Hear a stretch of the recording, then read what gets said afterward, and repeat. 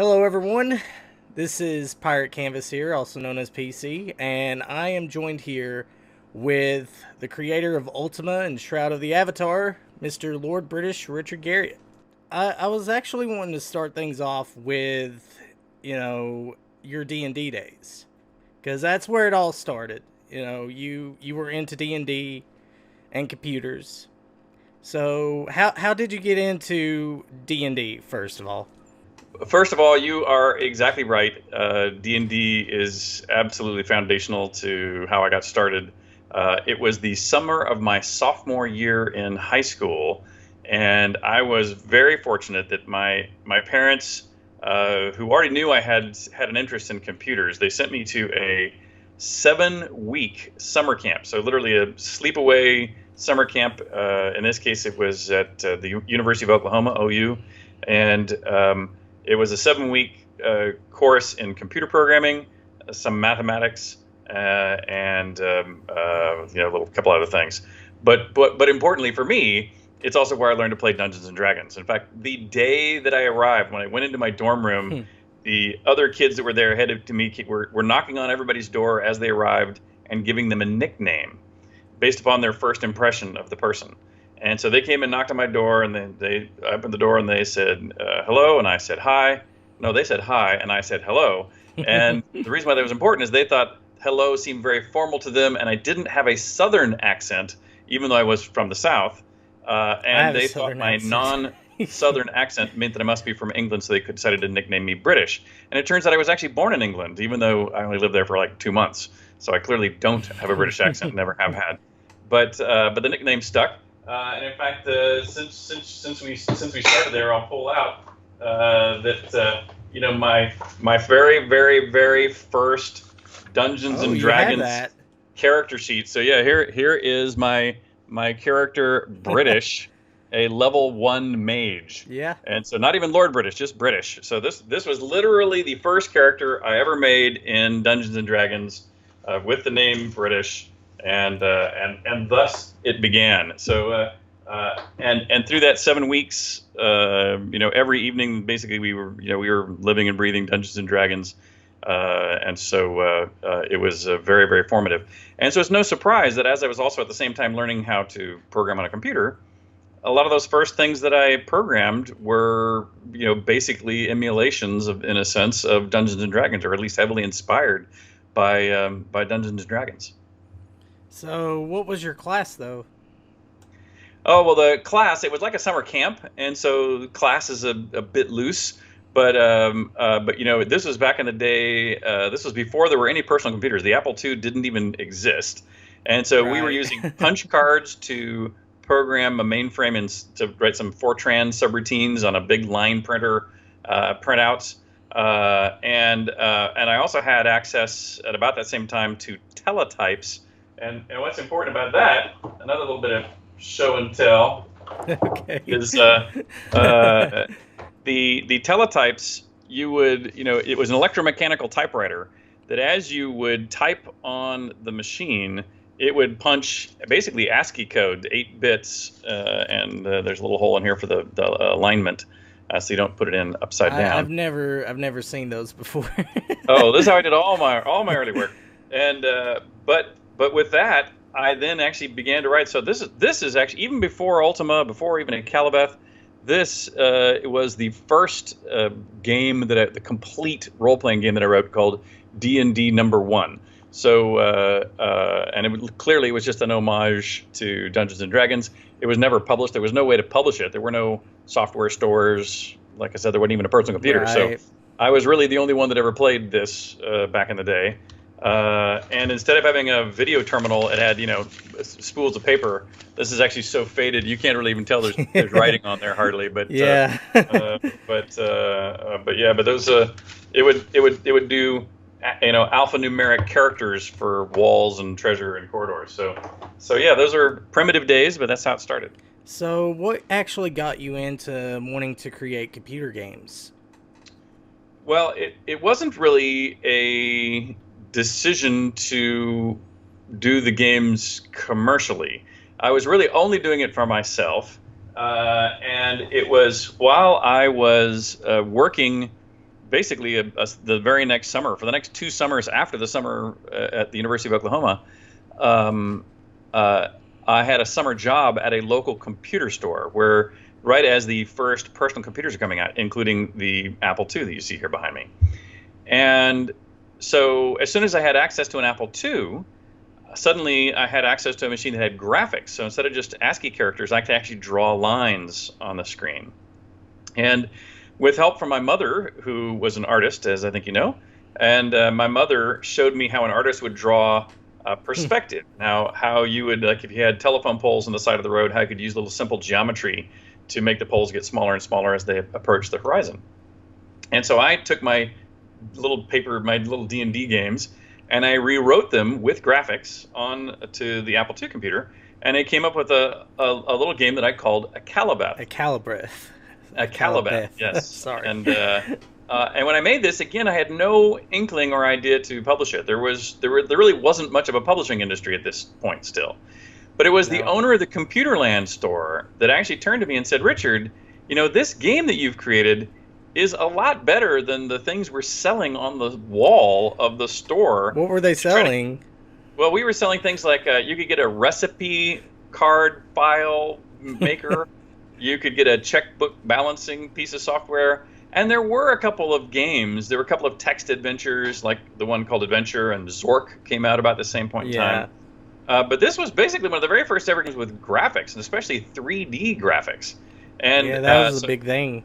Yeah, and so the store owner convinced me that I should just start selling these on the store wall at the store. And so this is actually a thing I put together. So I went and bought some Ziploc bags. My mother helped me do the calligraphy of the word Akalabeth. A friend of mine helped me kind of draw this little dungeon entrance. My mom calligraphied the front of it. And I began to hand copy discs just at home. And I hung them on the wall at the store. And one of these found its way to California pretty quickly through the pirate network. and I got a call from California Pacific, who was one of the very first publishers back in those days. And they said, hey, we'd like to put it in a bigger Ziploc bag, raise the price.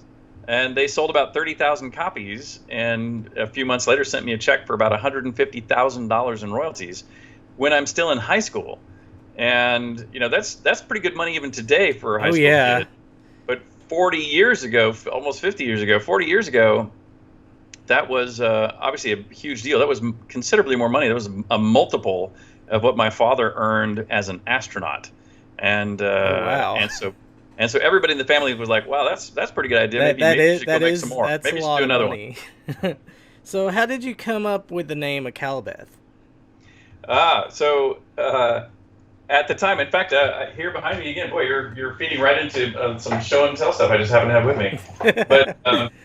But so this was I had a Dungeons and Dragons campaign. This was actually one of my dungeons that I had made in my D&D campaign. There was the map, to going around in this dungeon. I have it all documented in here. And I actually thought that I had sort of made up this word, but you'll also notice, by the way, I spelled it differently between these two versions. One has one L, one has two L's. I'm probably the world's worst speller. But this is just one of many. I have tons of other dungeons with other names. I just happen to like this particular dungeon. And so I used that name here. But it turns out only years later, when I was rereading one of the chapters in J.R.R. Tolkien's The Silmarillion, did I discover that there's a chapter called Akalabeth. And it was like, here, I thought I'd made this thing up for years and years, and in fact, I had accidentally plagiarized it. Oh, well. I don't think you plagiarized it. Yeah. But, so how long did it take you to make Akalabeth? That was about 7 weeks of after-school time in high school. So it was a project first? Yeah, in fact, during this same period, this was in my senior year in high school, every Friday and Saturday night, I had a big D&D game at our house. We had a group playing. In fact, we had multiple groups. We'd have almost, on big nights, we had about 50 people who would come over. And we'd have 8 or 10 in the living room, 8 or 10 in the dining room, 8 or 10 in the family room.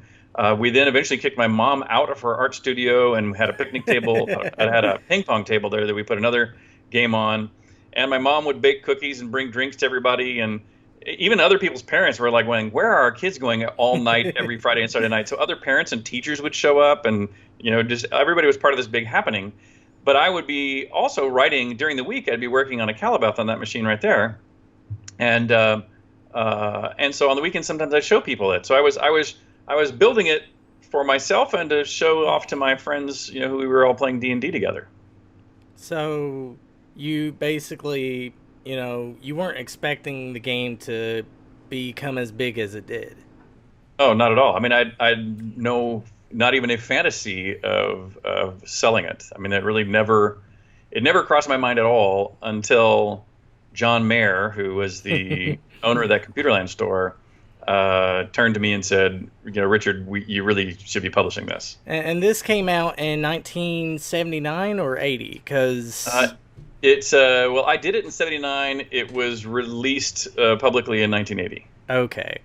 Because the Wikipedia page is showing it came out in 80, which I wasn't for sure if it came out in 79 or 80, but it's a very... I sometimes get it confused myself, but because I wrote it while I was in high school, but it wasn't really released until I was going into college in 1980. I mean, looking at the game back then, I mean, it was, it was revolutionary, I would say, because there wasn't that many games that had 3D graphics. Right. In fact, I don't really know of any that had 3D graphics. In fact, well, I can tell you the bridge that helped me. So saying I didn't know of any is not precisely accurate. There was for those few who are familiar with the graphics modes on an Apple II, you could have text. You could do what was called high-res graphics, draw these lines, and they also had low-res graphics, where each character size, something the size of a letter could just be a block of color. And so if you're going to play the game Breakout, the whole screen could sort of become bricks of color. And there was a game called Escape that came out before a Calabath that was a low-res graphics game where first you watched a maze being dug on the, kind of a Dig Duggy kind of way on the screen, a randomly generated maze. And then it went sort of into 3D perspective, but still low-res block graphics. But you could sort of tell there was hallways, and your goal was just to get through the maze and walk out. That was really it, just get out of the maze. But it was sort of a first-person get out of a maze. And I was so struck by that I said, wow, I think I can do something like that, but in high-res. Now that I see that this machine has graphics, let me sit down and see if I can really make, full 3D graphics with corridors and ladders and chests and such. And that's when you started using the Lord British moniker as well. Well, what's interesting about that is by this point in time, in fact, my very earliest versions of a Calabath before it was released did not say Richard Garriott as the author and did not say Lord British as the author. It actually had yet another one of my characters as the author. It was Chamano Salé d'Acile, and so that's a name I ultimately used in the SCA, so the Society for Creative Anachronism, when I was off in college. And so my third persona, my second D&D character, Chamano, was actually the original author of a Calabath. And the California Pacific, the people that picked up the game for publication, were asking me, why, who is this Chamano character here that's supposedly the author? Your name is Richard. And I went, yeah, well, I know. And I said, I gave him this full back history, and I told him how Lord British was actually the king in the game and gave you out your quests. And I felt like I was Lord British and I was Chamano and I am Richard Garriott, and they're all kind of interchangeable. And it was actually California Pacific that said, if we use Lord British as the author instead of Richard Garriott, I mean, there's nothing wrong with your name, but people will remember this unusualness of Lord British, who's also the character in the game. So let's do that. And I was like, fine, let's do that. It's more marketable. More marketable. And so interestingly, if you see the oldest versions of a Calabath, in fact, let me see what it says here. Okay, so this particular one still says by Richard Garriott on the blue card one, but in the credits of the game, if you were to boot this version up, it actually has, I believe, Chamano in there as the author. Who did the artwork though for a Calabath? The artwork that's on this cover is a guy named Keith Zabalawi, and he worked with me for a lot in early Origin. He then went off on his own and did a game company called Atomic Games. I'm not sure what he's doing today, but I expect he's still making games. So this game, Akalabeth, would be considered Ultima Zero. Exactly. In fact, I often, there's almost no point in describing it separately, because in fact, Ultima 1, which was this is written in BASIC. Ultima 1 is also in BASIC, but Ultima 1 uses the Akalabeth dungeon drawing code as a subroutine in it. And so it is literally part of Ultima. It was expanded to become Ultima. Because, again, this game has no plot, really. No, you just go and slay monsters. Go kill monsters. Every time you go back to Lord British, he gives you a tougher monster to go kill. And it actually, that eventually especially does end. A Balrog. Says, congratulations, you become a knight. You tell us to go kill a Balrog. Yes, exactly. And then, but Ultima was the first game I wrote intending to publish it, because after the success of Akalabeth, then it became clear I should go do more. So with Ultima 1, it was called the First Age of Darkness. So how did you come up with Ultima? Because from my understanding, Ultima is Latin for the end. Yes, and but I don't have a good show and tell for this one nearby. but I actually the name I originally had for Ultima wasn't Ultima; it was Ultimatum. But again, don't forget, I'm a teenager at this point. I'm not thinking that deeply about names or fiction really in any way, shape, or form yet. It's really, you have to get forward a couple Ultimas before that begins to happen. And so I was just looking for words that sounded ominous and cool, like an ultimatum. Ultimatum. Dun, dun, dun. And so that's what I had, was ultimatum. But even that had no bearing on what you did in the game. I mean, there was no ultimatum that was given to you by any bad guy that you had to, resolve. It was just literally an arbitrary word, as far as I can remember. And it was, again, that same publisher that said, ultimatum. In fact, the reason they switched away was they tried to do a trademark search on ultimatum, and they couldn't get it trademarked. And so their idea was to shorten it to Ultima. And I don't know if you've seen the font that all of the Ultima logos, and except the two that I happen to have here behind me, but all of the other ones, the letters, the letters for Ultima are written in a font back in the day that was called Ultima. And so that's how we got to the Ultima logo, was we made modifications from a font typeface that was called Ultima. And we extended the M and some other little curly cues to make it trademarkable. But foundationally, the look and feel of it was from a font called Ultima. So Ultimatum became Ultima, and then we used the fonts from a font typeset called Ultima. And I just recently did a playthrough of Ultima, the first one, and I just didn't realize it was like it's not really that complex of a game, because I mean, in terms of story, all you have is there's a wizard, mundane, he's immortal, you have to go back in time and kill him. Yeah, but again, because he's immortal, if you try to kill him without going back in time, he'll never die.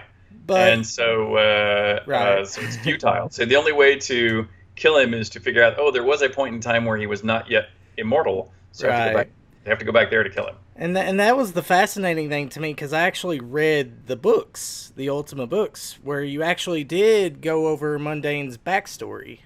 Yeah. He killed his father to steal the gem, which it wasn't called the Gem of Immortality, it was just a ruby gem. Yeah. And it became known as the Gem of Immortality because, it was described as being, black. Like, it was black. But in the game, it's yellow. Yeah. Well, also, back in those days, you only had a couple of colors possible on the computer. But But what I find funny though, now that you're mentioning that though, is how much of these things that are relatively arbitrary have lives that last longer or in ways you don't expect. Like for example, the Ultima series is credited with, for example, being the first place the term avatar is used. It's also credited with for Ultima Online for coining the term MMO or MMORPG, which yep. since Ultima Online was really the first massively multiplayer game. And but another one comes back from that gem, which is shards. So, Shards, the and I know Shadow we might be jumping Lords. way ahead in our conversation, but when we wrote Ultima Online, we only thought EA's projections for the game was only 30,000 units sold lifetime, and since that was their projections, Right. we thought we would only have maybe 10% of those people online at a time, so that's maybe 3,000. So we created a world that would feel full when you had a few thousand people in it, because that was what, in our wildest dreams, we were told was all we could hope for from a sales standpoint. And then when the beta came out for Ultima Online, 50,000 people paid to be beta testers long before it was finished. And so we're going like, oh no, we are screwed because we have made a world that is much, much too small. And Right. even though it was already huge. And so we then said, well, I didn't want to do these server sets, to make more worlds because they would evolve independently. You weren't really part of the same reality if you were logged into one server versus another. And so I came up with a piece of fiction to unify all these servers into one universal fiction, which was the shards of the Gem of Immortality. And where the theory was when Mondaine's gem was broken, that each of those shards picked up a copy of the world as it was at that moment, and these shards are now evolving separately, but one day they might be unified again, and all those futures will come back together. And so these shards, each server set being called a shard, has now pervaded even database scientists as they work across the globe, and they might want to have their databases be in sync in Europe and America that have a long latency between those two, and so they call them shards.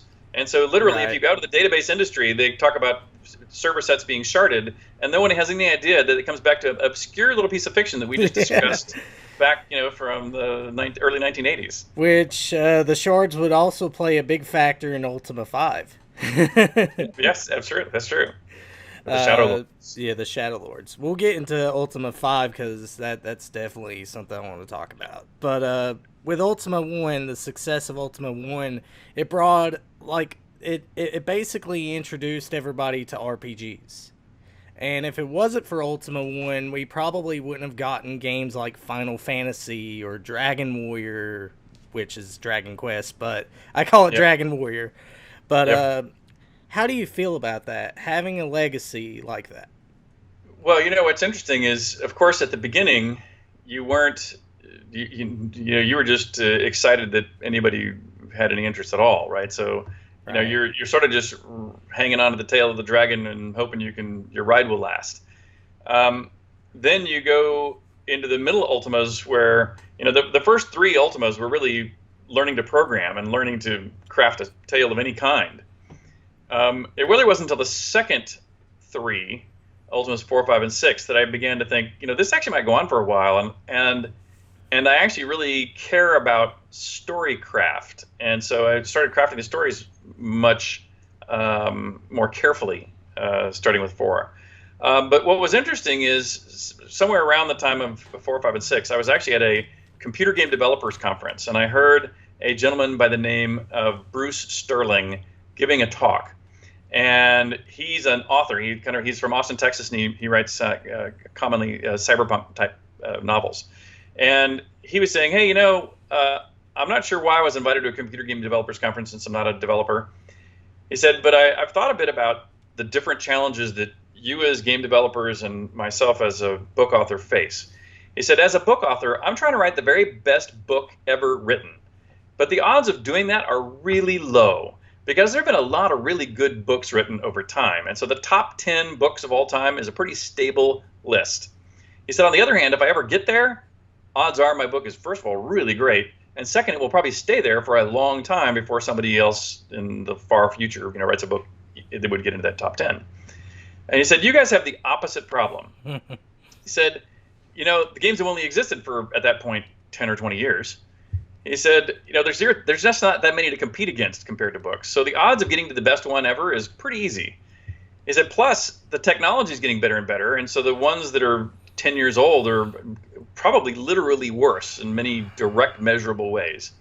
So he said, so the odds of getting into the top 10, great, congratulations, it's much easier for you. He said, however, it's not going to last, because in another 10 years, not only will the technology advance and the craft advance, and so those games really will be better, and the storytellers really will be better. And so whatever you had in the top 10 now, most of those will have faded out of existence. He said, but the worst is the machines to even play them on no longer exist. And I thought about that and went, oh my gosh, I have been here since the beginning. And I would like to, at this point, I then could reflect on it and go like, wow, I already, at that time, I didn't have my Apple II set up and operating like I now keep it. And I was going, I already can't see my own early work. So what a tragedy this is that, all this work, all this struggle is for naught. It's all going to literally disappear. And so that's when I said, first, I'm going to keep my Apple II working. And second, I said, you know what, I think my answer to that is I want to just make sure that every game I do continues to push the envelope in some way. I want to be responsible for adding to the state of the art in a way that if people don't necessarily remember or see or continue to play my earliest works, they can see the reflection of it in my most recent works, and they'll understand that this has a track record that's gone back literally to the beginning. With Ultima 1, the success of Ultima 1, we would get Ultima 2, but it was by a different publisher. Well, yes, it was.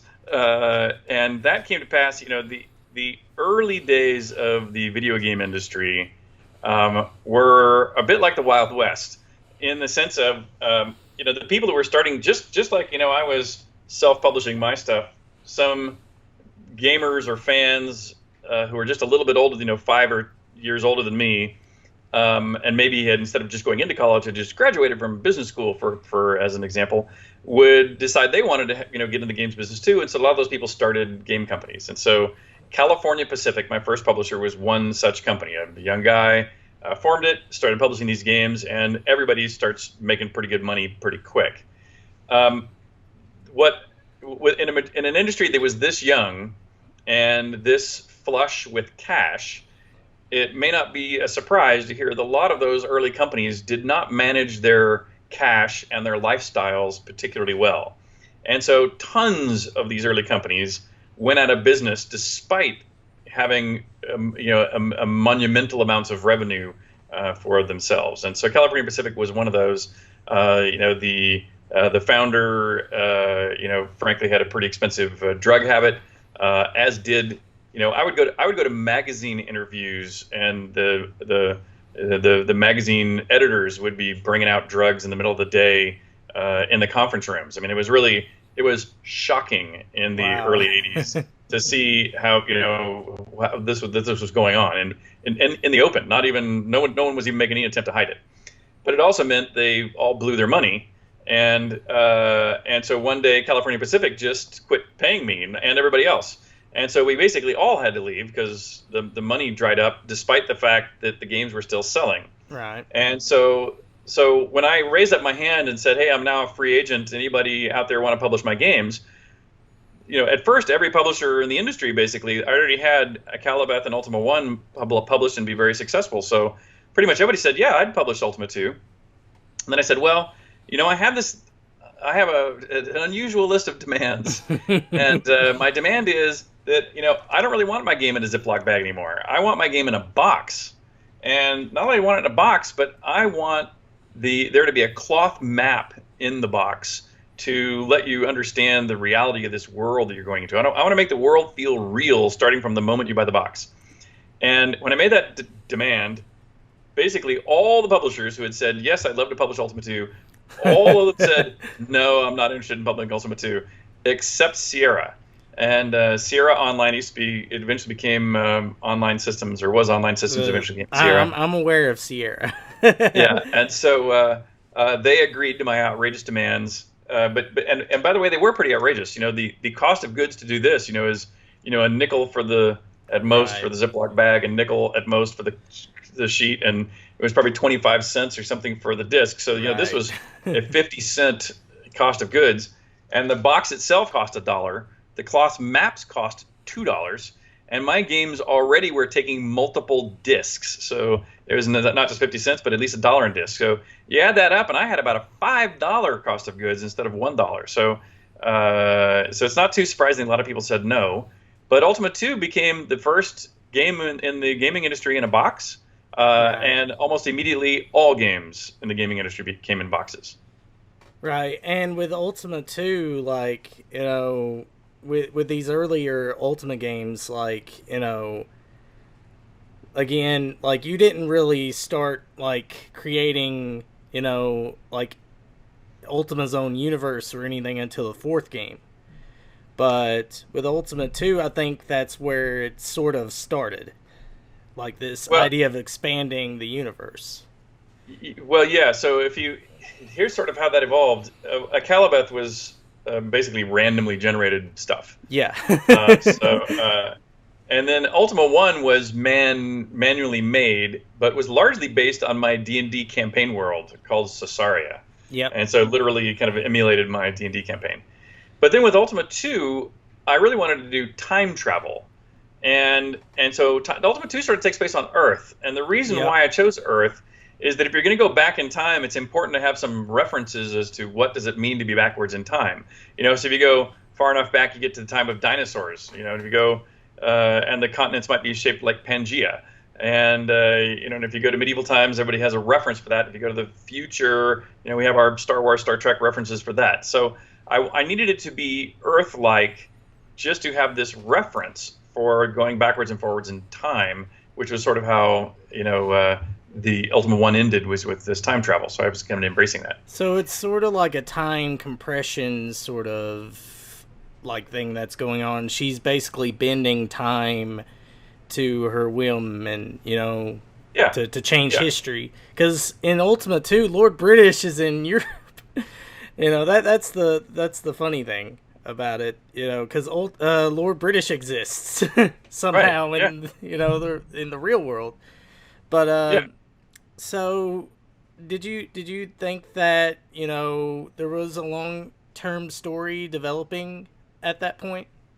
No, no, no, not at all. I mean, with Akalabeth, Ultima 1, Ultima 2, and even Ultima 3, I had no idea that I was going to make another game until I started that next game. You know what I mean? And so I go like, oh, hey, Ultima 2 was a success. I guess I'll start Ultima 3. And then I go like, well, where did Ultima 2 end? Yeah. And I go like, what do I want to do with Ultima 3? Like, Ultima 3's first working title was Ultima 3D 4P. I was going to take the whole game into 3D, and it was going to have 4 players. And so, Right. so I sit down with a combination of what do I want to do technologically? What do I think the machine can do that's new that I can make it do? And then simultaneously I go like, oh, where did the last game end? Where did that story drop off to where I guess I got to try to reference that in some way. But even that was just loose. Right. It was mostly the bad guys were related. First there's Mondain, then Menax, his consort, then their progeny, Exodus. It was it really, that was about the end of the connection between those. And there is some really funny flavor text that you put in Ultima 2. Like, a guy asks you, where can I find a duck? Oh yes, Don Dupre. Yeah. Well, so well, in fact, it was after Ultima 1 came out and was successful. And in Ultima 1, there were only a few characters that said things. Like there was Yolo the Bard, that when he bumped into you would say, ho-yo he-hum, I've got the key. And that was one of the only pieces of text in the whole Yep. game. Not much. And so for Ultima 2, I made every NPC could have something they said. But that was it. There was no conversation. Right. It was, what do you want to say? And most of those characters were named after actual friends and family of mine, either people I played D&D with or people in the SCA that I played with. Right. And so I went to all my friends who I was going to put in the game, and I said, hey, what do you want to say? And so a lot of them they say exactly what my friend thought it would be funny to say in a game. But one of the people that I asked was Greg Dykes, who's a dear friend of mine. He goes by Dupre in the SCA. And I went to Dupre and I said, "Hey, I'm going to put you in Ultima 2. What do you want to say?" He said, "Ooh, can I think about it overnight?" And I was like, "Yeah, knock yourself out. I'll hear from tomorrow." And so the next day he comes to me and says, "Okay, I've got it." He says, "I want to say, do you want to buy a duck? And if people buy the duck from me, they can either keep the duck and have an egg for food every day, or they can slaughter the duck and have a big meal but no future eggs." And I was like, "Wow, that's pretty cool, but I only asked you, what do you want to say? Because I don't have the technology to do all the rest of that." And so I said, "Well, it would still be funny if you asked, what do you want to buy a duck?" And so we actually put him in saying, "Want to buy a duck?" And we put another one of my friends, Centre, another SCA friend, and he's in there and he says, "Do you know where I can buy a duck?" And so we made all these kind of duck jokes around there about trying to buy a duck. That of course no one ever really can figure out because there's really nothing to figure out. But it did make for some good fun back in the SCA world where all these people who later would play the game and see themselves and their friends in there. And so poor Don Dupre, would commonly get harassed about ducks. And so we would do things like, me and others would do things like put up some signs on his tent at night that said like Don Dupre's duck sales, and we'd put a fence around his tent, and we put real ducks inside the fence, and we put signs up around the campground that would say things like, get all the best ducks are at Don Dupre's. Anybody that disagrees, I challenge to a duel. And so people would wake up the next morning and go like, "Dupre, why are you challenging everybody?" And Dupre's going like, "What do you mean? I'm not challenging anybody." He said, "Go read the bathrooms, read the signs on the bathrooms." So anyway, we had good fun with Want to Buy a Duck. That's oh gosh. But with Ultima 3 Exodus, this was the first game that I ever got into, in which, like I told you earlier, I played it on the NES. I didn't know about the PC version or anything like that. I didn't know anything about computers because I always thought that Ultima Exodus was the first game when I was little. Because I was like 3 or 4 years old playing it. And that's sort of what it reminded me of. Like, this game plays a lot like Zelda, except, and that would be the conversation. Because with Ultima 3, that's when RPGs were starting to build up. That's right. And, with Exodus, you don't actually get to fight Exodus. You have to punch in cards and stuff. So what was your idea? Yeah. You got the friggin' badass cover there. Yeah. Well, and so what was funny with Ultima 3, well, first of all, it's worth pointing out that in Ultima 2, which was published through Sierra, they also had financial difficulty, also because of wasting all the enormous amounts of money they brought in. And so I was forced to start yet again, and that's when my brother came to me and said, "Richard, why don't you and me start a company together? Because at the very least, I know that when money comes in, I will pay you. And at first, before we spend money anywhere else, you'll get your royalties." And I said, "Well, that's a better deal than I've ever had before, so let's do it." So it's the first game we published as Origin, our own company. We still did all this stuff ourselves. This box, for example. Let me see if I can pull one of these corners out. That's an awesome this box. This box is hand folded, so I don't know if you can see here. There's a little tab of paper I'm pulling out here. You can see it, but these came flat, and we actually sat around at night in our living room while watching TV and folded up these boxes and put the contents in them and shipped them out. But so these were literally handmade by myself and my family. But to answer your question, what was the idea behind it? So there's the little 4. Remember, I mentioned it was originally going to be Ultima 3D 4P, so it's kind of a virtual 4-player party game. Because again, I'm trying to emulate this social experiment or experience that we had with playing Dungeons and Dragons around the table. And another little fun side note is that if you look at this cover, and if you're familiar with some old Disney animation. There is a demon. There's a movie called Fantasia, which is basically animation put to classical music. And in Fantasia, there is a demon in a fire pit that I always loved that scene. And so that was the inspiration for this cover. And what's interesting is this cover is also what got, I don't know, you may have heard on the news recently that the Jerry Falwell Jr. has just gotten himself into a little hot water. Yeah. His Liberty University. Well, his father was the founder of the Moral Majority, and his father would actually condemn me and others like me, and his main source of reasoning was this cover. So this was the first time I actually started taking heat as the developer of role-playing games for being what I was described as by Falwell Sr. as the satanic perverter of America's youth. Damn. And that's important when we come to Ultima 4, which is the heat that I began to take from people outside of gaming who were thinking that role-playing games were bad for children. Right, so, right. Okay, so that's also what kind of comes at this point. Then those people in vain, they couldn't say that Zelda, is the same way, Right. Well, they were just casting a wide net. I mean, and by the way, this even D&D, the paper and pen and paper game, was also seen as potentially bad. And in fact, I have a sister-in-law who thinks it's bad. My sister-in-law would argue that it's okay to read about fantasy and write about fantasy and talk about fantasy, but to pretend fantasy, to role play fantasy, she thinks is inviting the devil into your spirit.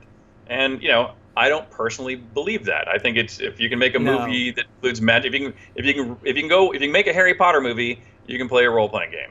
And it would be my argument. But anyway, so that's when this sort of debate first showed up. And my parents, they didn't care what games I played as long as I did my homework every day and got good grades. I could play any game I wanted.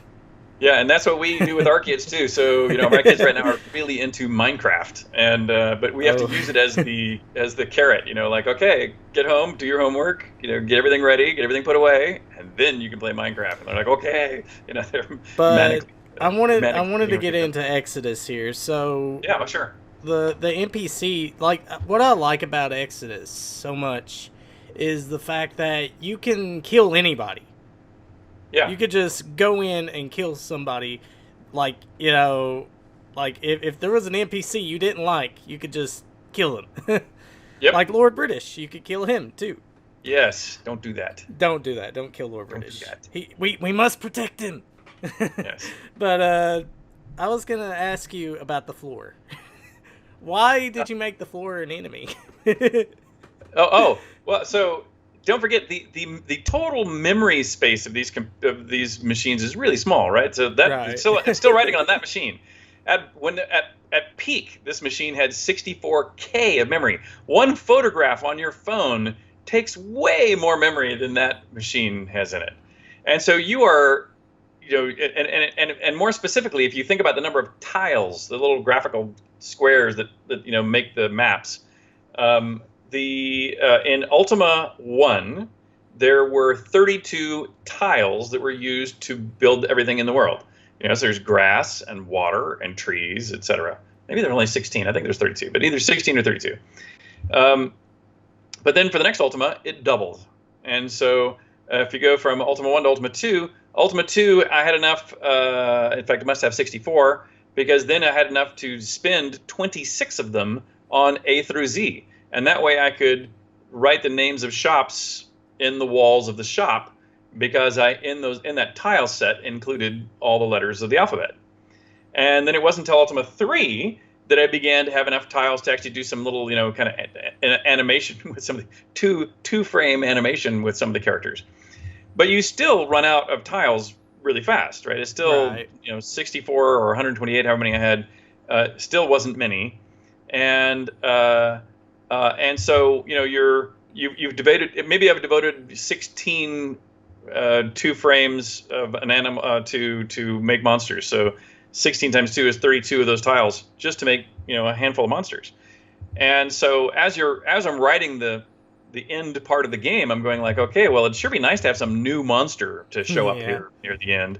But you're going like, well, I've already used them all, right? I've already. Literally every animal, all the tiles that I have. I mean, if I wanted to create yet another new monster, I'd have to eliminate a whole bunch of stuff to only have this monster that shows up at the very end. The tiles would never even have the possibility of being used except at this moment. I said, I can't justify ripping out more of the game. And so then I thought about, well, why don't I reuse tiles that already exist, but in a new way? And Right. so actually came up with two cheap solutions. The cheap solution number one was grass, and Grass. so I could literally put some grass monsters that were grass Yep. outside in the grass, and that way they would be invisible. Their movements would be invisible unless you had them chase you onto tiles. And conversely, I made monsters out of tiles that while you were indoors, you couldn't see them at all because they looked just Right. like the ground upon which they're moving, unless you had them follow you outdoors onto the grass, then suddenly you could see them. And so that was really a invention out of a kind of a moment of necessity to figure out how to make a new Right. monster when there was really no room for one. Like you could have made a floor monster. Right, exactly. But so the NES version, like who composed the music for the original Ultima Exodus? All Ultima music in these early days was composed by the same gentleman by the name Ken Arnold, who's a dear personal friend and a phenomenal musician. Yes. You know, I still think of all that music incredibly fondly. I have it on playlists I still periodically play here at my house. The one exception is of the early music. It started with Ultima 4 with a piece called Stones. It was written by Yolo, Yep. the same guy that did Ho Yo He Hum, I've Got the Keys, same Yolo. But most all the music was made by Ken Arnold. Back at a time when it was really hard, you know, the only way you could get music on the Apple II for this earliest music was to install a new piece of hardware called a Mockingboard, and it only had three voices, three very simple, usually sawtooth waved voices. Right. And so, how to make music that was compact, that could repeat without sounding too repetitive. It really couldn't. I couldn't imagine better music than Ultima had in it. Oh In yeah. those early days, and it's really kudos to Ken Arnold for that. Oh yeah. And especially the NES version, it has good music too. Especially Lord British's theme in that, Yeah. which that's Oh, the most catchiest theme ever. that reminds me, actually, one more thing about Ken Arnold, who wrote the music, is when a Calibeth, as I mentioned, was entirely in BASIC, and Ultima, the first Ultima, is also almost entirely in BASIC.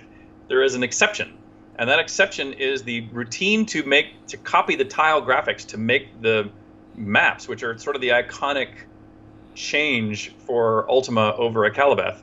That code was written in assembly language, and at that moment, I did not know assembly language, but Ken Arnold did. And Ken actually sat down with me, and he wrote that subroutine that was maybe 30 or 40 lines of assembly language code that would copy the tiles from a place in memory that I would poke the data that I wanted for the art to look like, and it would map it onto the screen. And it was Ken who wrote that first tile graphic routine that sort of became the underpinning of Ultima. Again, I owe great credit to Ken Arnold. Oh yeah. I mean, it must, like, the process of making a game. It can be challenging, Yeah, especially in those times.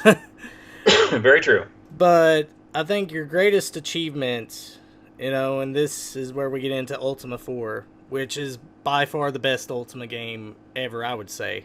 Like, in terms of old school Ultima.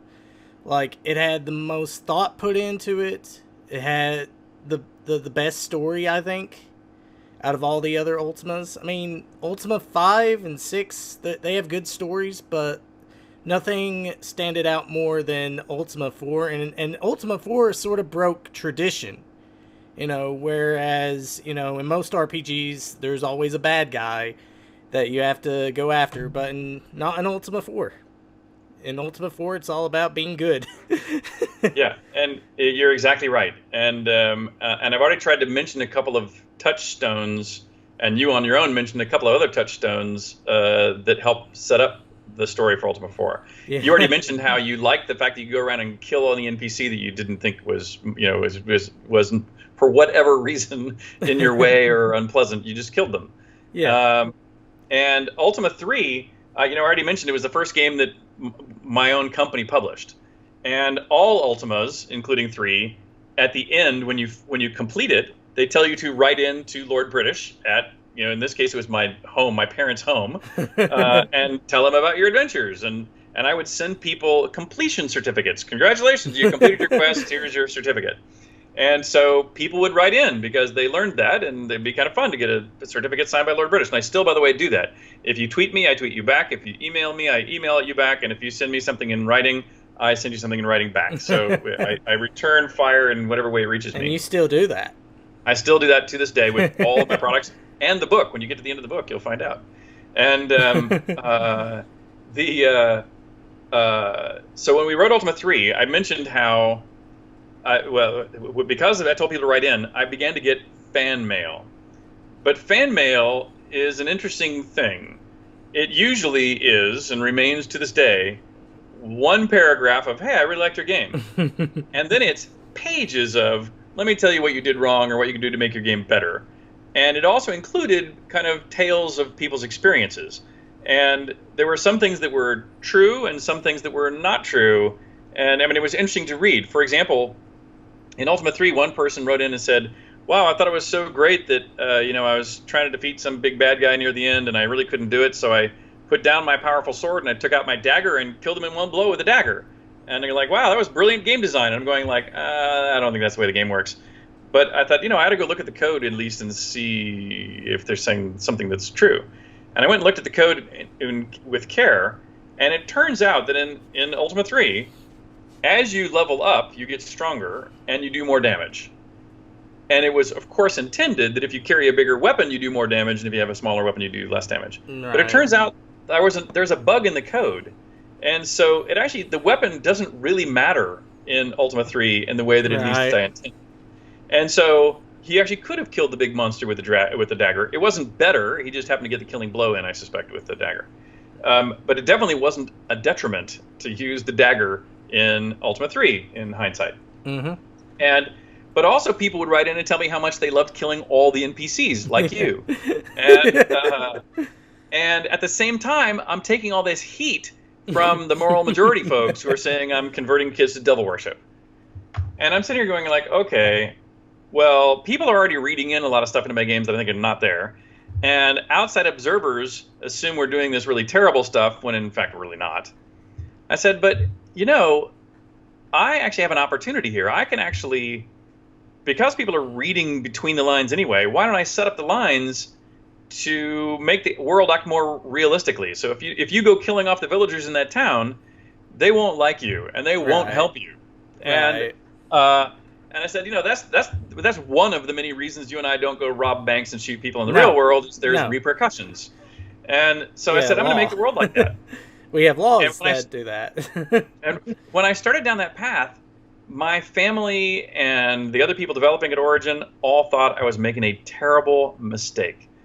They actually said, Richard, you have all these letters from people where they are telling you that one of the most fun things they do in your games is kill off all the NPCs and especially your character, Lord British. And you are about to make a game that punishes them for doing the thing they enjoy the most. Right. And I was like, yep, that's what I'm going to do, because I just was convinced it was the right thing to do. And but everyone else predicted disaster. And then I had to sit back and say, okay, well, what am I going to do for a story? Because if I'm going to make a moral game, what morals am I going to talk about? And I said, well, if you talk about like things like the 7 deadly sins or kind of, biblical commandments, no, they didn't feel right to me. I mean, 7 Deadly Sins make great scary movies, but not really, not moral lessons. And so I looked at like Aesop's Fables. I looked at I read a bunch of Buddhist philosophy. I read a bunch of Hindu texts. Of course, I had already read, but also went and reread things like biblical stuff, even the Quran. I went back to Greek and Roman philosophers and read a lot of their utopian future things. And as I went through it all, I went like, I'm actually not happy with any of it, because none of it seemed quite right for either the thing that I wanted to put forth as truthiness in a game, and none of it really seemed physically architected very well for a game either, know? And so I sat down and I said, okay, what am I going to do? So the first thing I did, by the way, this right here behind me, top shelf and the second shelf of that bookcase behind me are all moral philosophy books. And I began to go through those books, and I took out literally, just yellow Post-it notes, and I'd say, okay, honesty, that's something that motivates people to do good things. So I'd stick it up high on the wall, and I'd say, oh, hatred, and that's something that motivates people to do bad things. So I stick it down low on the wall. and I went through all these words, these ideas that motivated people, and good things on top, bad things down below. And I began to put things near each other that made sense that they were related, like compassion and love, or they're clearly related, so I'm going to put them over here together. And then I began to notice that certain ideas seemed to be a mixture of a couple of key ideas. For example, when you think about justice, justice is not merely taking into account who was right. You have to also, proper justice has to have some level, in my mind, of compassion or love associated with it. So, if a child steals an apple, you don't chop their hand off. No. You first of all, you feed them. You feed the children. And then you teach them that stealing is bad. And so you need both those components. And so I began to see these relationships, and I eventually came out I had this sort of epiphany. I said, look, truth, love, and courage, these three principles, tend to create most of the other things I see below it. I can, in fact, make 8 combinations of those 3 to come up with a pretty good pantheon, and most everything else is even a more complex interaction between those, and then there's sort of these anti-versions below that. And I said, hooray, I found it, the 8 virtues. And, which I now, do even things like down here, I've got, tarot card kind of like things that, they're in here somewhere, but I can't find them. Oh, there they are. The virtues. You still got the cards. The games. Absolutely, of course. And but I was very pleased when I found this. I wouldn't call it truth from the capital T, truth of the universe, but it has what Stephen Colbert would describe as truthiness. Something that feels true. And then I began to notice also how a lot of other pieces of fiction in time seem to arrive at similar triads. Like, I'd argue the Wizard of Oz. The Scarecrow is sort of truth. The Tin Man is, of course, love, and the Cowardly Lion is, of course, courage. Courage. Yep. And so I began to see the same triptych in that other pseudo fiction philosophers had kind of arrived at. So I said, okay, I've clearly found the right answer. So you basically had to, turn a religion like from scratch. Like you went in and made, all these virtues from, morality sake. Yeah, that's exactly right. And I knew very well that I took great care, by the way, to make sure that I never pitched it as a religion, although the temptation has been there many times, and that that I talk about it as a work of fiction. But fundamentally, I actually think it really does have positive impact. I mean, it really was intended to be something that would teach people good things, like Fontaine's Fables, right? If you think of Fontaine's Fables, there's nothing truthy. There's no truth in it. There's not, it's not truth with capital T. It's just stories that actually are, good lessons. And so I hope that's what Ultima has in it also. So with Ultima 4, it basically changed, everything for the Ultima series. And how did you come up with the avatar? So that actually came from a Hindu text that I was reading. And again, while I was on search and I was putting all these words up on Post-it notes, as I was going through this Hindu text, I had come across these parts where a lot of the Hindu gods would come down to Earth to hobnob amongst the human population, but look as a human so they didn't stand out. And these manifestations of those gods as humans on Earth were those gods' avatars. And one of the things I was struggling with was, if you think about most role-playing games, including my own, but especially those before Ultima 4, your character in a game was referred to as your character. Right. And your character did not need to be you. You could easily be playing Conan the Barbarian, right? And if I Yeah. am role playing Conan the Barbarian, you would expect your character to act like Conan, because Conan Yeah. is this morally ambiguous guy who's, the best things in life are, driving your enemies before Yeah. you and hearing the lamenting of their wives. And Right. he's not a moral character. And so if you were playing in Ultima 4 as an evil wizard, then you could ha and shirk off the responsibility of the results of your bad behavior. And so I needed to make sure that this character wasn't somebody else. This character is you. You might, Right. even if you're a skinny little computer nerd on Earth and you show up as a as a barbarian, Conan the Barbarian type warrior, Yeah. it's still you inside Oh that yeah. character. And so that's when I said, okay, that Hindu word avatar is perfect, because this is you. You are becoming this character. And that's also why I wrappered it, instead of with dice rolls or sliders where you can decide what your attributes are.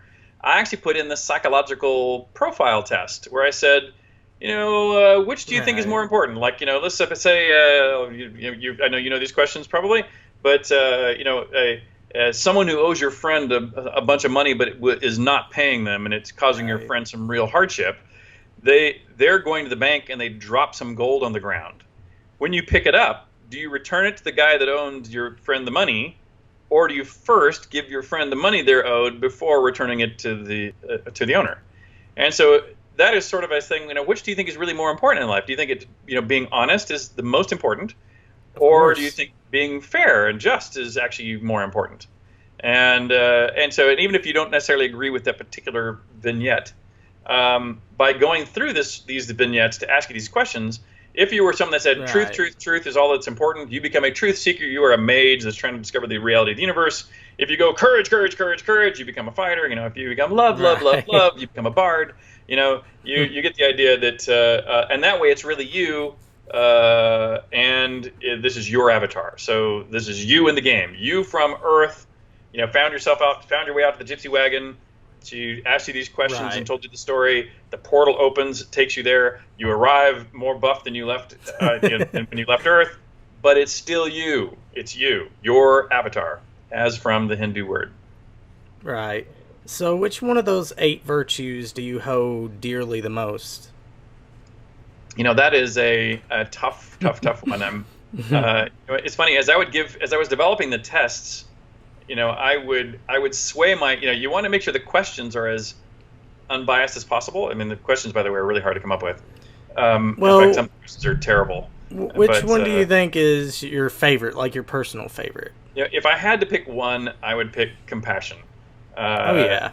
I am a believer that if you really to pick one thing that's most important in life, it's to be kind and loving, and if I picked it up from anywhere, I probably pick it up from the kind of I'm not a Buddhist, but I'm a fan of Buddhism, and but even in Judeo-Christian texts, love is king. And I think that is moral philosophers have Oh yeah. largely agreed through time, but it does kind of feel that if you want to be happy, and you want all of us, you want the rising tide to lift all ships for us as a community, love and compassion is sort of seems Oh to be the yeah. key. I mean, you don't have to necessarily agree with everybody, but I mean, just at least respect them Be and show respectful, love. right? Don't cut the kids' hands off for stealing an apple. Uh, then we go on into Ultima 5, which you sort of took the virtues and you showed us how the virtues can be flawed with Ultima 5 with Yes. Lord Blackthorn. And so, yeah, yeah.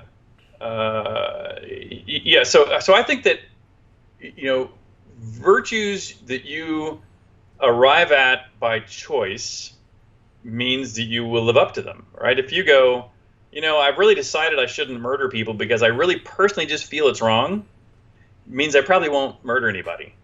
Right. But if the only thing holding you back from murdering somebody is because it's illegal, there's good odds you're going to go murder somebody. You know what I mean? Right. Or there's much higher risk. And so I'm a big believer that morality or ethics has to be something that is rationally concludable. If Right. and I'll use a Judeo-Christian one as a point of argument. Don't have premarital sex. If you go, don't do that because you offend a god, I'm going like, well, that's not for a young person. That's not a Right. tangible. That's a very that's a big intellectual leap to have that sway my personal beliefs on the subject.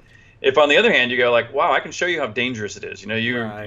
You could get pregnant, you could get diseases, and there's other And reasons why. yeah, and This is probably not. financial This might things. not be a healthy thing for you at this age at this time. You go like, okay, well, that's rational. So like that's much more persuasive. But the point is, but once they've been persuaded, then the odds are that they would live up to Right. that standard if it was important. So Lord Blackthorn, though he wasn't actually a villain, he was just being corrupted by the Shadow Lords, which that was what we was talking about earlier about the shards. Which I think there's the three Shadow Lords of there's hatred. Falsehood, hatred, and cowardice. Yep, cowardice. Yeah. Uh, and that game was really hard. It really was. But Ultima 5, you're sort of questioning the virtues like, do I have to donate half of my earnings to everybody? I Right. mean, because if I don't, then I'm not showing compassion or, I'm not, Right. because it sort of took the virtues and bended them. That's right. But only just far enough to show that self-righteous people are often wrong.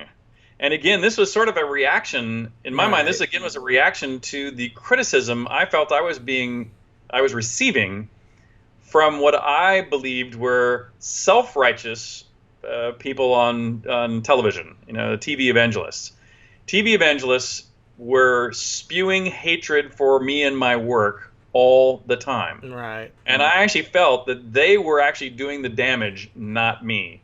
I was trying to say, look, I'm trying to make critical thinkers out of all these ethical critical thinkers out of all the players of my games. And you TV evangelist, seem to be bilking people for their money while demanding of them certain forms of behavior that they don't actually really believe, or they're not logically persuaded of. You've made them afraid to do anything other than do what you're demanding of them. And so I said, look, if you're really trying to make a moral society, that's not the right way. And so that's really to me that was the subtext of Ultima 5. So, what made you decide to come up with the Shadow Lords? Well, so that came up with the again, if you think about most games that we refer to, that there's almost always a bad guy kind of waiting for you to come kill them. Right. And the bad guy is usually not doing anything bad, right? The bad guy is usually literally just waiting for you. Yeah, waiting. Yeah, And that's why you hate final bosses. yeah, so the final boss. I'm going like, what's the point? I mean, and in fact, you're the good guy because you're told in the instructions. They're the bad Hmm. guy because they're told in the instructions. And along the way, you'd shortcut. Players are min-maxing their way to become tough to go kill the bad guy, Hmm. which is usually not moral. I mean, they'll take whatever shortcut they can because they Right. don't care. They don't. It's a game. They don't care if it's moral or not. And the bad guy that everybody says is bad is probably way less bad than you have been in order to go Yeah, kill in them. the other Ultima games, right? Yeah, you're right. And so I was going like, okay, I'm going to fix that. So not only do I make so part one was you have to behave nicely. Yeah, I have Part to be two is nice. part two is the bad guys really have to be bad. And Right. so I have to give you reasons to think that there's real damage being done now by those bad guys. And so that's why I brought in the Shadow Lords, and they moved around based upon the Yep. movement of the stars. And when they were around, bad things happened in the towns. The towns Yep. get boarded up. And when you go into the towns, you have to leave. Right, exactly. And so that's really what they were for, was to give agency to the bad guys that you were fighting. I mean, the good thing about Ultima 5 is if you remembered all the mantras and the virtues and where, the locations and everything, then you're in you're in good hands. But what about the new players? Like, how did you sort of remedy this so that new players can sort of figure this out again? Well, that's something we try to do in every Ultima, but in fact, there were some epic fails, I would say, jumping way ahead to like Ultima 9 and what's a paladin, but we'll get there later. Um, but in all those cases, starting here with 5 is a good example. You need to make sure that you're not clamping off your market by demanding they played your predecessor. And in fact, that was an interesting thing that came up about that we didn't talk about with Ultimas 1, 2, and 3. Yeah. At the same time as I was developing Ultimas 1, 2, and 3, there were other role-playing games out at that time, like Wizardry, Bard's Tale, and Might and Magic. Yep. And those games were great, and they're phenomenally good games. But their development process was often a little different than I did. When I wrote a Calibeth, I didn't know it was going to be published, so I wrote Ultima 1 because it was going to be published. Then I wrote Ultima 2 in assembly language, going like, wow, with assembly I can do a much better game. And then after writing Ultima 2, I'm going like, wow, now I know assembly language. Let me start over again, and Ultima 3 will be a much cleaner game, better written in assembly language, which it was. And so each Ultima is literally a better game than its predecessor. I mean, measurably better graphics, measurably better frame rate, measurably better user interface. All these things about it were literally better. And so they kept selling to an increasing audience. Yeah, nothing like EA's doing with the sports. Yeah. Well, I'm going to go back to the time of Wizardry. So when Wizardry came out, the first Wizardry actually outsold the first Ultima. Yeah. But what they then did is they said, wow, we've got an engine now that is a dungeon crawl engine. Yep. Let's change the story. Let's put in some new monsters, but let's ship Wizardry 2. And so Wizardry 2 was not a substantial technological improvement upon Wizardry 1. And so the people who bought Wizardry 2 tended to be people who had already bought and enjoyed Wizardry 1. Right. And then for Wizardry 3, it was fewer again. And so Wizardry was selling slowly to a smaller and smaller audience, while Ultima was selling to a larger and larger audience. Right. And so that I became, starting with 4, 5, and 6, where I'm now a little older and I'm beginning to think about these things more carefully, I said, wow, I need to make sure that I make these games to where if you haven't played my previous games, I want to sell to twice as many people, nominally. Those people need to not feel lost. And so the whole Ultima 4, to learn all the mantras and location things again, there's sort of an underpinning of Ultima 4 in Ultima 5 that lets you go back and follow those paths again and come up with those same answers so that you can, it's shortcutted a lot, but that way the true beginners can catch up. And it's now interesting now that we're talking about Ultima 5, and I know you've probably been asked this a lot. What is up with the kids getting killed? Well, that goes back to 4. So, and I still do that, by the way, to this day. So in Ultima 4, you remember we already talked about it in Ultima 3. When you ran out of tiles, you're out of tiles, and so the grass was a monster and the peppers were a monster, and that's because you make a monster out of everything you got, right? Right. So in Ultima 4, the final dungeon is, when you go through it, it's supposed to be a series of rooms that make you remember all the virtues again, right? So, and if you do anything morally wrong or virtuously wrong in that last dungeon, you get kicked out and have to start over the dungeon. Right. And so people are trying to be on their best behavior. But one of the other things I realized is that a lot of the tests for virtues, finding a new test for a virtue is very hard to think of, much less implement. But what was important is not whether a test was implemented. What was more important is if you thought it was a test. And so what I mean by that is, like, one room I knew by the time you got to this dungeon, you were guaranteed to have one of each of the 8 character classes in your party. You had to. There was no way to be here without one of each of those 8. Right. And so what I did is I made a room with one of each of those 8 on the other side.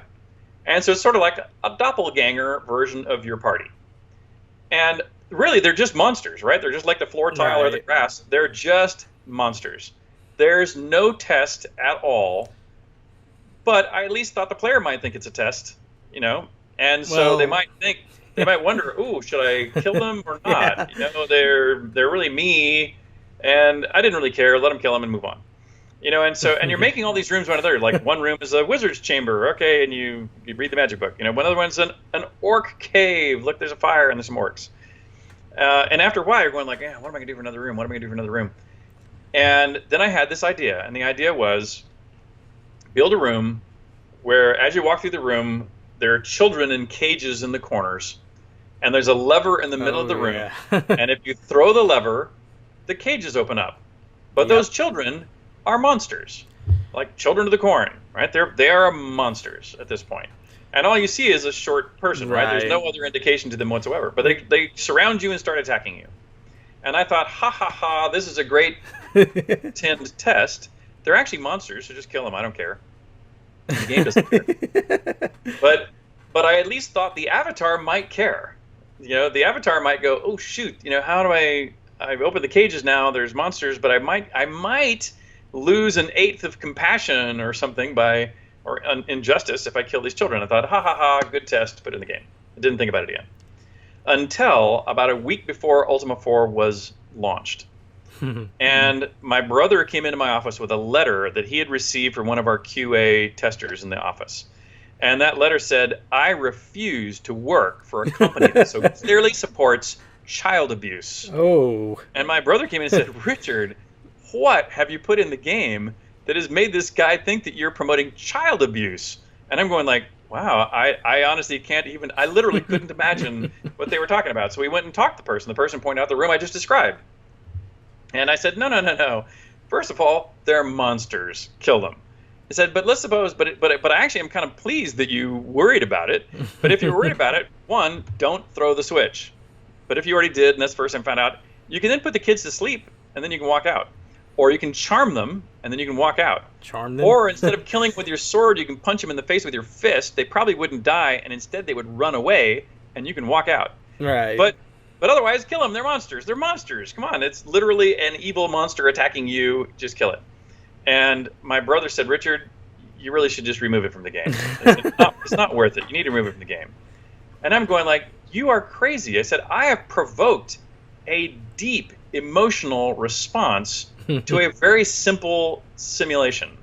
I'm actually very proud of the fact that I could provoke that level of response. And this person is wrong. The game is not promoting child abuse. They are monsters, and there's numerous other ways out of this that don't involve killing the children. Oh, yeah. And my brother said, no, I'm not going to publish this game unless you remove that room. And I said, well, I'm not removing the room, so, good luck. And then my brother got my parents involved. Oh, gosh. And my parents are our board members. My dad, whenever there was arguments, my dad always took my brother's side, so no surprise, he told me to take out the room. And my mother, who is usually on my side, she actually said, Richard, why is this room so important to you? You really should just take it out. If we get even one article from Good Housekeeping or something that trumps on your game, that would be disastrous. And I said, guys, you are all wrong. I am not taking this room out of this game. And so we left it in. And no one ever complained about it. But that, to me, that was such a meaningful moment to me that I have put rooms with the homage to killing children in every game I've done since. And it's been enough to where people have begun to notice plenty of times. And so, which I find humorous, and it almost always involves the avatar doing something inadvertently to get the kids killed. One time you think you're rescuing them, and you open up a monster, the wall between a monster's cage and their cage, and the monster consumes the children. Right. And most recently in Shroud of the Avatar, when you walk in and try to open up the front cage, spike traps come down and kill. So it would be your fault. Yeah, it's all your fault. So there's always a way around it, but there's always a way that you end up, purposely and or inadvertently. This all started from a Rorschach test, sort of. Exactly right. And, I mean, the fact that the guy reacted that way, I mean, it's astounding how people, it's sort of how people react nowadays, to everything. But, going into Ultima 6, this was something that, I looked back at Ultima 6, and, like, looking back at all the other Ultima games, like, what was your thoughts going into Ultima 6? Like, how can we, like, what was your thoughts? How can I make this question? What was your thoughts going into each game? Like, I need to make this better than that, and Oh, sorry, yeah. With each game, I usually had two pieces of thought that I thought was critical before I started. One was, what's the story? What is the message I'm going to try to get out this time? That was one that kind of drove a big swath of it. And the other one was technologically, what's my kind of breakthrough? And sometimes that was UI, sometimes it was the visuals. I mean, what else could that be? In the case of Ultima 6. This was yet another point in time, like now, where bigotry and racism was very much in the headlines. And as I thought about it, at least, I had a grandmother who was quite racist, and when you've seen it, and as right. You on the one hand, you want to try to figure out, why does this happen? How can you simultaneously try to forgive those who seem to grow up, she didn't get that way living in a cave. She got that way living with around other racists, who kind of passed it down. But I thought, there's really a little bit more to it than that, which is the fear of others. And the fear of others can really mean, if you imagine you were a caveman living, right. millions of years ago, and you were a hominid, and suddenly a Neanderthal walked by, or vice versa, this would be something you're going like, wow, it looks familiar, it looks humanoid, but it doesn't look like me, it doesn't speak my language, it's got more or less hair than everybody else that I know. And now we're competing for the same food supply, or we're or whatever else might happen. So it is not unreasonable to see how evolutionarily, without conscious effort to not have it, it right. could show up. And then I thought there's actually even more to that. I said, I actually believe I can teach every player to be racist. Oh. And so to me, that was when I said Ultima 6, The False Prophet, it is my favorite of all the Ultima covers. Oh, yeah. And the reason is it's the beginning of me cheating you, of me showing you, the player, that I can prove that just like, in Nazi Germany, way too many nice people became Nazis, I'm gonna turn you into a bigot of sorts. Right. And I did it starting with the cover art. And I did it by showing, you, the triumphant hero, bathed in light, shining and gleaming, with your foot on the chest of an obviously demonic, long-nailed fangs, sunken cheeks, red eyes, horns, scratching at your legs, gargoyle, obviously evil. And so I purposely said I'm going to use all the tropes that you and I have been raised to believe that thing is evil, right?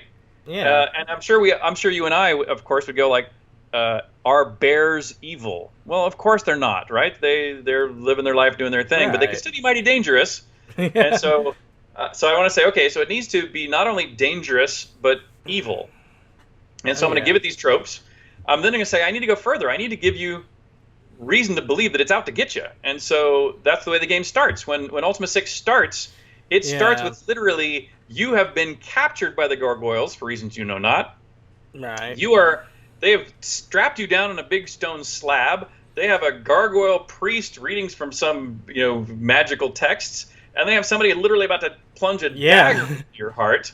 When fortunately your friends from the previous games come and rescue you, shoot that priest in the head and slaughter the rest around the room and drag you back to safety out of the gargoyle's kingdom. But then as soon as that little cutscene ends, the game begins with gargoyles flooding up from the underworld, trying to massacre all the humans, and in particular find and kill you. Right. And so I have now set it up to where they are the bad guys, right? So, as many of the normal tropes as I can do, I've just made it very obvious They're the bad guys. They're trying to kill you. We're just trying to survive. They're literally going to commit genocide and wipe us all out if I don't rally the masses and stop it. Yeah. And so that's the start. But as you know, having played it, you as many gargoyles as you fight off on the surface of the world, they just keep coming. Right. And so the only way to potentially stop it is to go down underground to the source. And when you go down underground, you see that these gargoyles are not just bears. They're not just animals that could, mindless killing machines. Yeah. They have homes. They have children. They have writing. They have a society. Yep. And so hopefully this is a big clue, and eventually it sort of has to become a big clue. And their society is sort of dying. And their society is dying. Yeah, because some asshole went in and stole their book. That's right. And so, yes, exactly. And the only reason you would know that is if you bother to slow down enough to have conversations and read the texts of their world and find out that, in fact, their world has been directly harmed by the things you have personally been doing in previous games. And so they literally believe that you are the false prophet. Yep. And their prophecy says that the final straw is going to be when you bring an army down from the surface of the world and wipe them all out. And what are you in the middle of doing right now? Bringing down an army to wipe them all out. Yeah. And so you are about to fulfill their prophecy of their own doom. And the correct solution, of course, at that point is to bring peace. And so I'm really proud of the Ultima 6 story. Oh, yeah. And I think I pretty successfully set most people up. I mean, I think most people did not know that those gargoyles were not evil when they start the game. Oh, yeah. And what I like the most about Ultima 6, and this is where me and Spoonie sort of, we sort of get mixed about this. Like, he hates the interface. I love it. I think it's a lot easier to get into it. And not only that, I mean, I think Ultima 6 was the first one that I played that actually allowed you to make an inventory for your items. No, I think that's exactly right. Yeah, but also don't forget, Ultima on that machine there was, there were arrow keys to move around with and a return, and then A meant attack, B eventually meant board a vessel, C meant cast a spell, D meant drop an item, E for enter. And after a while, I ran out of letters to add things to the keyboard commands, and so then I began to use the sword and use the candlestick, and then those started getting really messy too. And so then eventually I said, "Wow!" Finally, the mouse was coming out, and we began to be able to do, command and resultant activities. But yeah, but interface was another one of those experiments that every Ultima had, and some of them worked great, and some of them didn't. And, I like I said, I love the inventory system as well. And I think it was one of the first games I saw with inventory systems like that. Yeah. So you guys were just, inventing new ways to play the game. That's right. So with Ultima 6, it was a lot easier for me to get into. Even though it was my first Ultima game. But, I mean, it was different from all the other Ultimas, which I would assume that you were using new processors and everything, new computers. Oh, of course. Yeah. In fact, at this point, Moore's law is doing very well. Since these games all took at least 2 years to make, by the time the game comes out, the memory in the machine is more than doubled. Right. Speed of the machine is more than doubled. The floppy disk or 5 1/4 inches, 3.5 disks to hard drive, or CD-ROM to hard drive to internet. The amount of storage you have is also doubling or more each time. And so it's the race, the arms race. It was well underway. Oh yeah, and I played it on an Amiga, which that was my favorite computer to play it on. But of course now you could play it on regular DOS. Right. Yeah. So, technology has come a very long ways, but... Well, one of the things I'm really pleased about is now finally my old games are now playable on emulators on the new machines, which I couldn't have envisioned back when Sterling gave me that talk. Oh, yeah. So, with Ultima 6, I believe you have a story about that where with Lord British in the game you can actually kill him with a glass sword or glass door. Yeah, the glass sword. Yeah, the Yeah. glass sword. Could you tell us that story? I mean, I've heard it before, but I just wanted to know from you. Well, so so starting with Ultima 3, Ultima 3 was the last time that that I allowed you on purpose, without really thinking about it, to kill Lord British. With Ultima 4, I thought, okay, I'm going to make it where you can't kill. You can kill anybody else and you lose some virtue points, but you're not going to kill Lord British. But then people learned that they could kill Lord. Oh, in fact, I did even start that with Ultima 3. I think the way you kill Lord British with Ultima 3 is he chases you out of the castle to the moat, and you jump in a ship. And you shoot him with cannons. Shoot him with the cannons. And that was because, that's a different damage routine. If you use the cannons, it's just 50-50 chance whatever you shot at is dead. I didn't even bother giving him damage. I just said 50-50 it's dead, 50-50 it's not. And but then the fact that people found that way to kill him, I thought, oh, that wasn't what I expected. And then with Ultima 4, I'm going to get something. I'm going to forget which one is which. But in one of the ones, in fact, this is the glass sword one. So we'll talk about 6. My intention was that you couldn't kill Lord British with anything, including the glass sword. And the glass sword was a separate damage routine because it didn't bother doing hit points. It just said you're dead. If I attack you with the glass sword, you're just dead. Right. But I was smart enough to realize that I need, even though I better make sure that Lord British is on the list of that does not work on Lord British. What I hadn't conceived of is that since there was a day-night schedule and even Lord British went to sleep in his bedroom, when Lord British was asleep, if you went and attacked him and hit him and did some damage, he would wake up, be angry with you, and pretty much kill you. But if you attacked him in his sleep with a glass sword, the icon was not the Lord British icon. It was the person in bed icon. And so my attempt to save Lord British was bypassed. And so you could actually kill Lord British in one blow as long as you did it in his sleep. And but I had not foreseen it. And so people were very pleased and proud that they found a way to kill Lord British. And by the way, that was always true. The finding the way I did not intend to kill Lord British remained true all the way up through Ultima 7. And it was finally in Ultima 7 that I don't know of any way to kill Lord British that we didn't plan, but the team put one in anyway. Yep, the black sword. No, this was the brass plaque. Oh, the glass plaque. This is the story I was wanting you to tell us. Yeah, so that story is that in the real world, there's a collectible I have downstairs, not here at my fingertips, but I'm sure many of you, like I and most everyone, has been in and out of an office building with a glass door on the front. And those glass doors are often held closed at night by electromagnets that are up at the top of the door.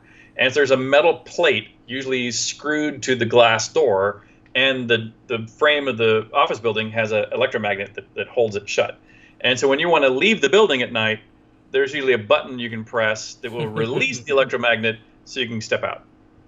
And Origin was always working late, so we were always leaving in the middle of the night. And inevitably you'd go and you'd push on the door, but you'd then go, oh, it's locked. And so then somebody would press the button and you'd walk out. But it turns out that every time you push on that door and the magnet is still on, you are stripping slowly the screw that is holding that plate onto the door. And in fact, the way they are made even now is there's only one screw. There's 2 pins to keep it from rotating, but there's only one screw that goes through the actual glass door. And so that one screw is being stripped every time people push on the door. And so one night, late at night, I was leaving, and the door was actually ajar. And I thought, oh, the button's obviously been pressed already, or it's just not working. Well, in fact, the plate had just come completely loose and was no longer attached to the door, but it was still on the electromagnet. So I go in and walk out the door. The person following me presses the button and releases the metal plate that's hanging at the top of the doorway. And it goes bam and hits me right square in the middle of the head. I've got a nice scar here, 17 stitches, knocked me to the ground in a pool of blood. Had to go to the emergency room. Everything's fine except stitches and staples really they put in my head. And But of course, that made it around the gaming circuit, and so the team thought that was hilarious. And so that's the way you kill off Lord British in Ultima 7, is you wait for him to, he goes, in his daily path, he goes underneath the doorway with a brass plaque, and if you double click on that brass plaque right when Lord British is walking under it, it will fall off and kill him. Yeah. Oh gosh. So they turned like a real life scenario into like some sort of Easter egg or something in the game. Exactly right. Wow. So the most interesting thing I like about Ultima 6, going back to Ultima 6, is the fact that the Avatar has to basically, defy Lord British and try to make peace with the gargoyles.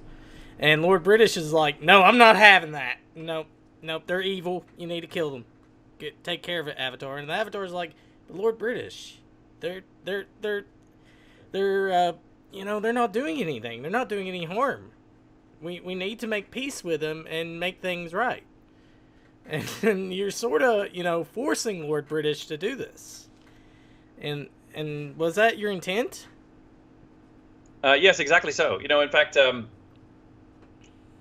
the point I was trying to make there is that, even the Lord British, all of us are fallible. I mean, I was tired of non-fallible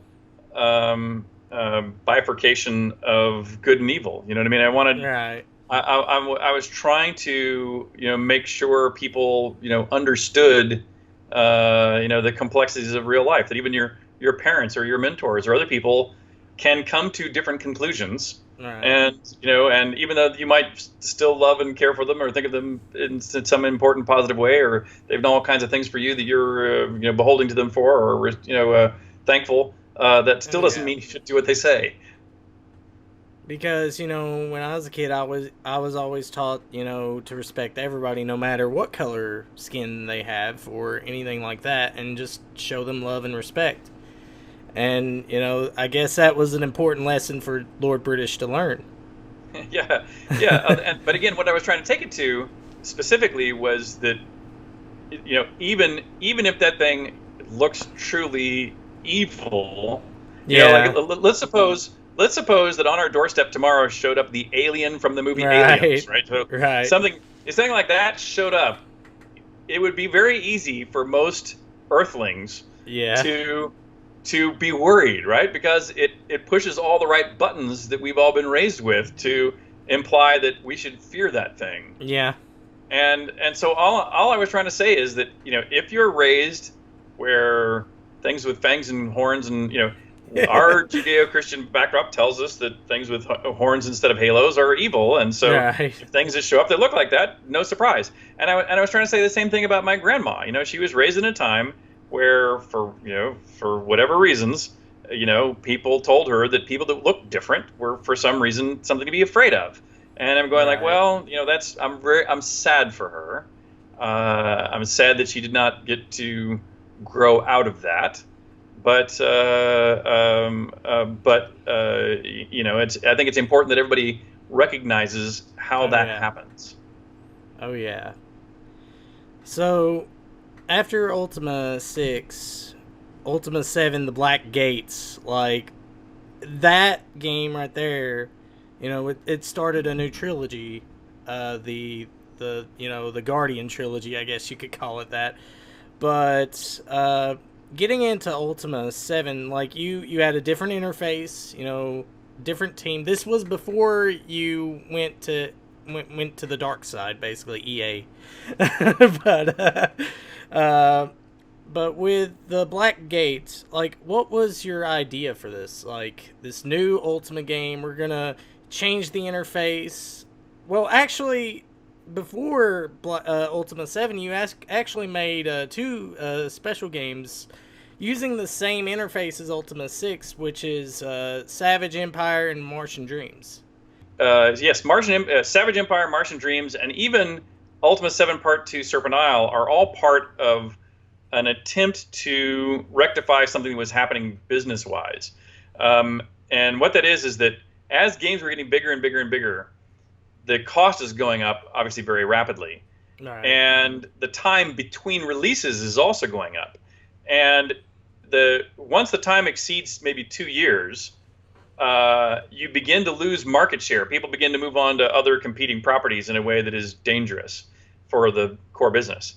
And so we were trying to figure out what can we do to keep the cadence of delivery up. And so we thought, well, we built this engine. Why don't we use the engine for Savage Empire and Martian Dreams?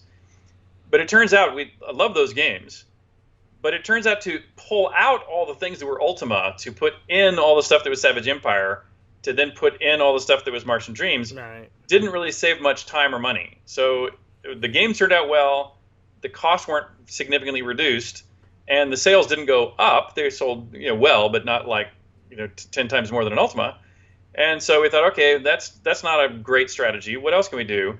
And that's when we said, well, maybe part of the problem is how much Ultima you're taking out. If we basically left in the Ultima features, so the spells all still work and everything else, so maybe we do an Ultima 7 Part 2. And by the way, Ultima 7 Part 2, from a storytelling standpoint, I think is most players who played them both think it's a better told story. But again, because it's not a technological advancement, it did not sell to more people than Ultima 7 sold to. Right. In fact, it sold to somewhat less, going back to the wizardry problem as you would describe it before. Yeah. And so that didn't really work out either. I mean, I'm pleased with the games, but what we tried to do from a business standpoint didn't prove to bear fruit. I think the only way that really works is what they do now with Unreal and some of these other engines, where the engine team and the game team are really separate, and you build engines that people hang games on. Right. Well, unfortunately, I mean, we won't be able to talk about 8 and 9 in this interview, but maybe in the next interview we can, if you'd like to do that. And of course, I'd love to do that. Of course, we also have Shroud of the Avatar to talk about, and and your space adventures. And even though we're talking about games, we can talk about space and deep diving submarines. Yes. And I'm going to the bottom of the Marianas Trench here in a couple months. Got delayed from this summer because of COVID, but yeah, lots of other adventure stuff. And I actually think it's related to games. The book you're reading about Explore, Create. I'm a big believer that if you want to do anything original, anything important, the only way I came up with the virtues that I think is important, or the only way that I've created these moments in gaming, like the Room with Children, or these things that touch you emotionally, is to cast a wide net, to not just be inspired by what are my competitors doing, but by going like, what did the great filmmakers do to solve these problems? What did other great storytellers in history do? What do the great philosophers think of this? Where in the real world, where in science, where in the technological breakthroughs were there things that are just awesome to think about? And then what's happening in society? When have we made the best strides in society? What challenges are currently facing society? It's only by studying and being inspired by that deep and impressive reality in which we live do I think you can roll that back up and produce something of real creative quality. Oh, yeah.